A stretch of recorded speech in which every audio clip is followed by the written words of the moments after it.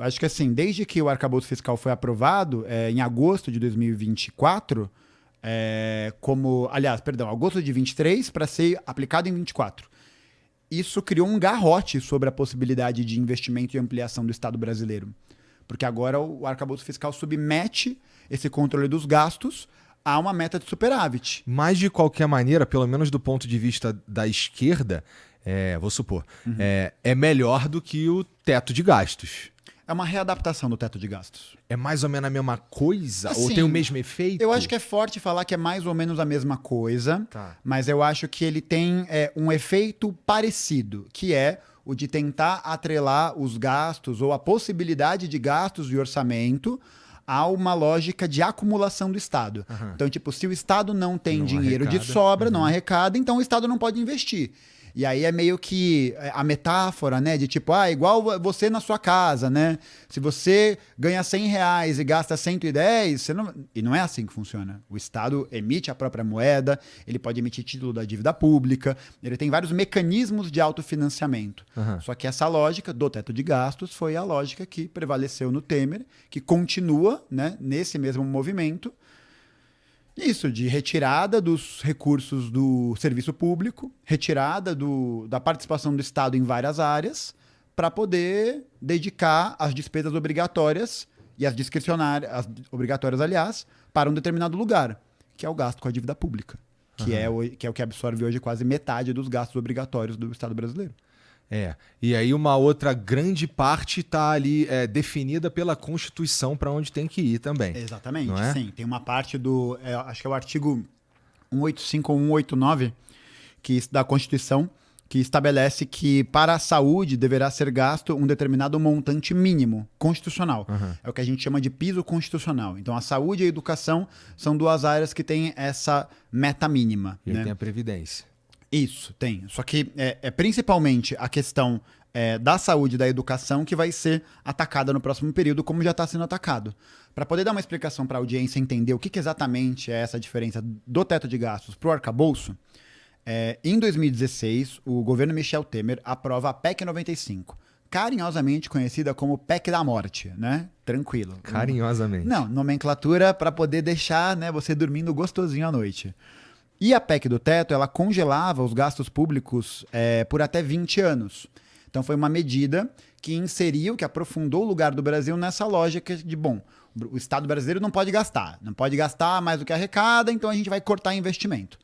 E aí o corte nessa contenção gerou um déficit ainda maior de serviço público que existe aqui no Brasil.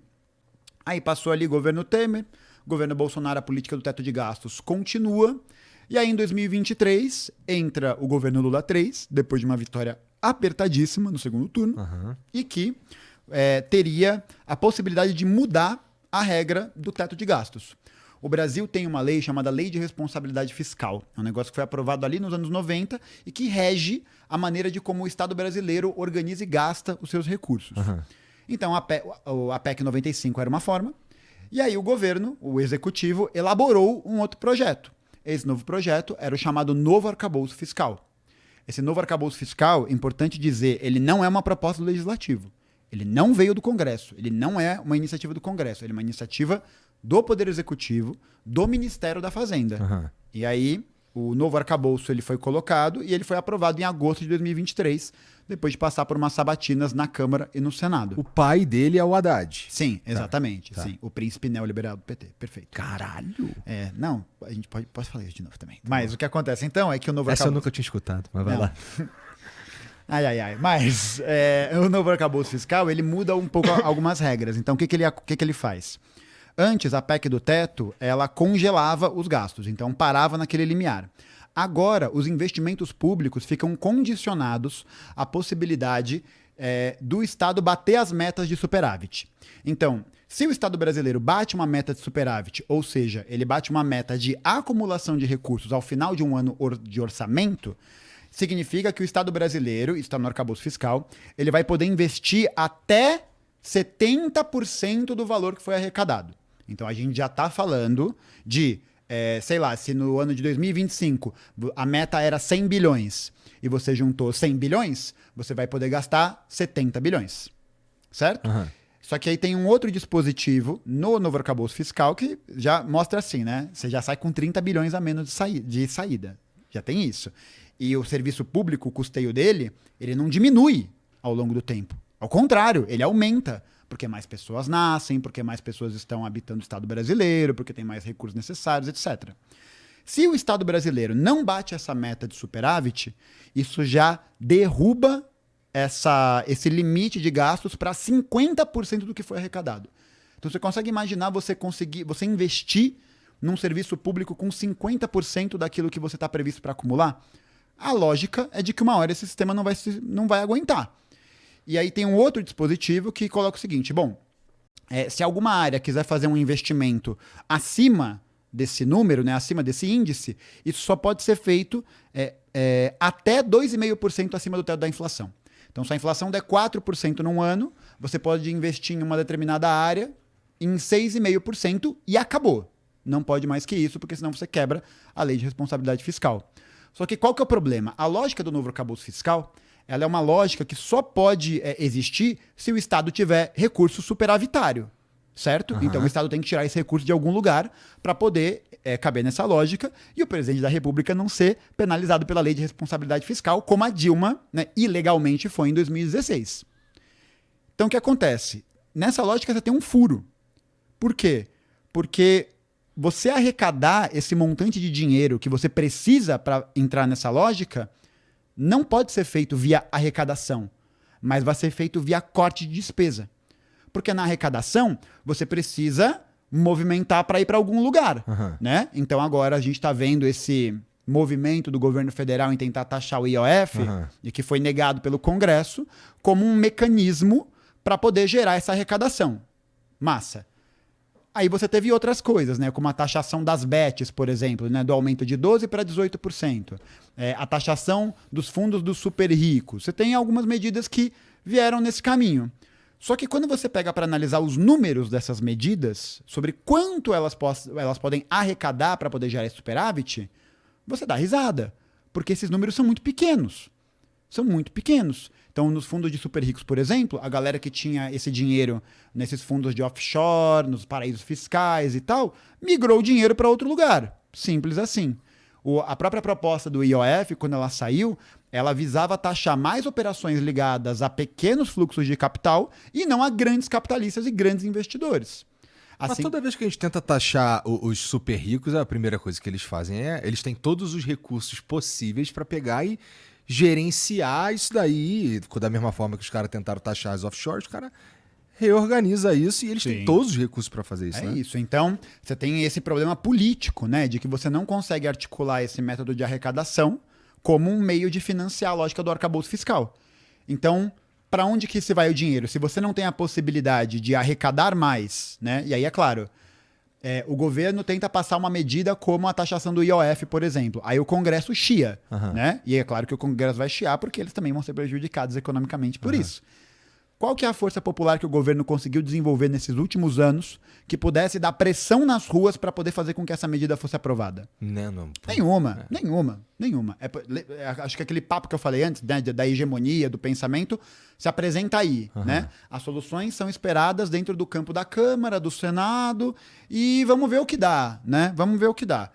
E aí, no meio disso, tenta se impor essa medida é mal sucedida, obviamente, e aí você tenta criar uma queda de braço para você poder dizer, o IOF não foi aprovado por culpa do Congresso, vamos ter que cortar mais.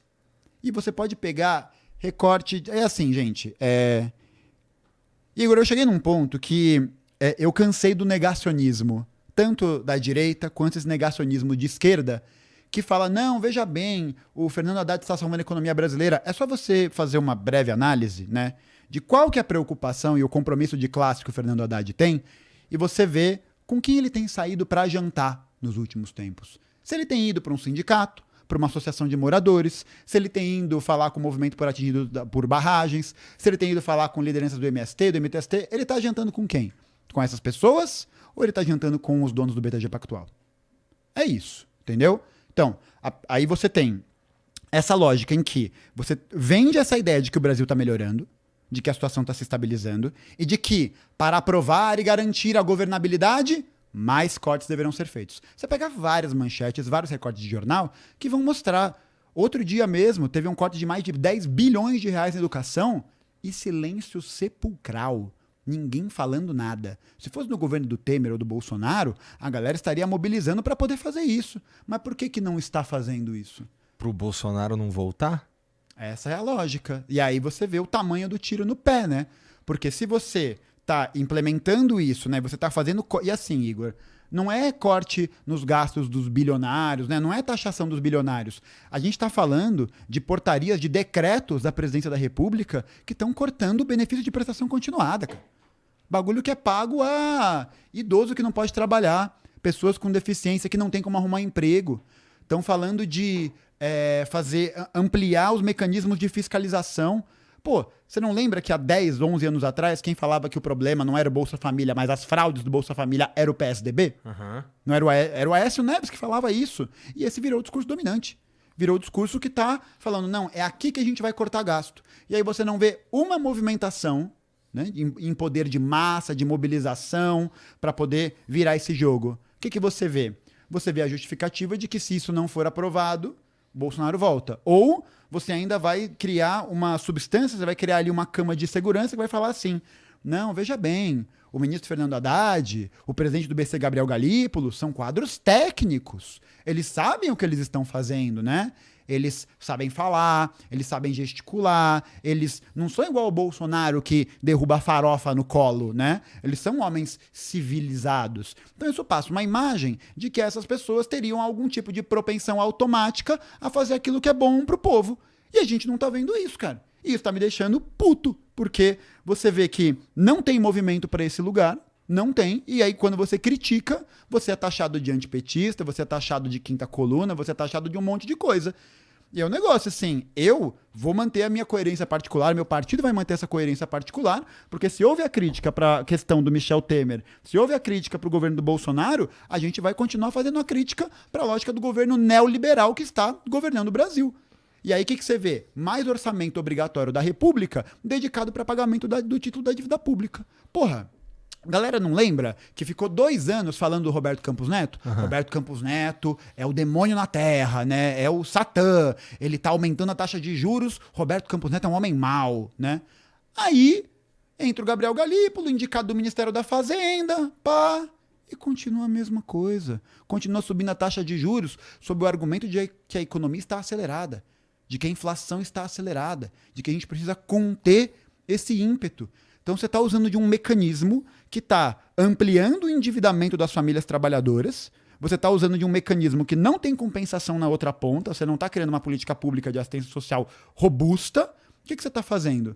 Você está fazendo com que os rentistas fiquem mais ricos, que a burguesia brasileira, a burguesia internacional, fique cada vez mais rica e o povo trabalhador aqui dentro passe fome cada dia mais.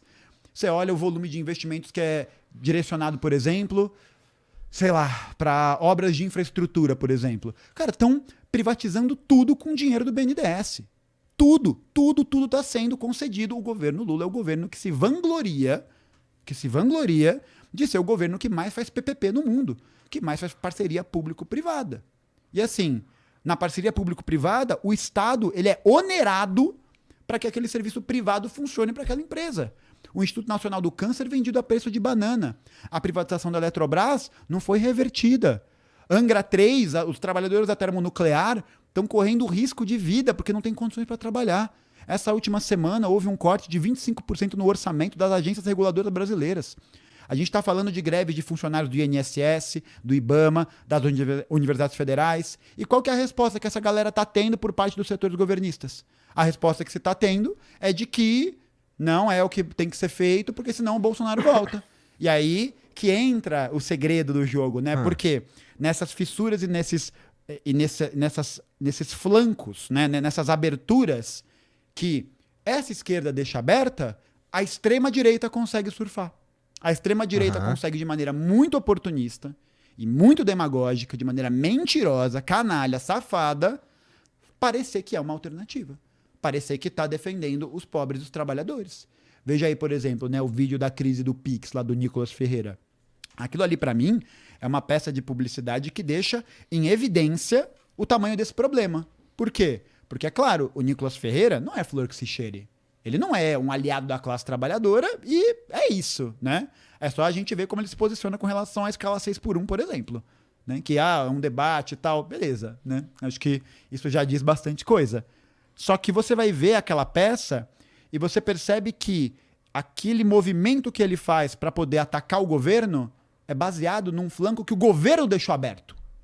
Que é uma visão tão tecnocrata por parte do Ministério da Fazenda, uma visão tão cabecinha, sabe? É um negócio assim que, porra, é o contrário da desarte da guerra, sabe? A não arte da guerra. Que você fala, cara, ninguém parou pra pensar nas implicações políticas da portaria lá da taxação do Pix?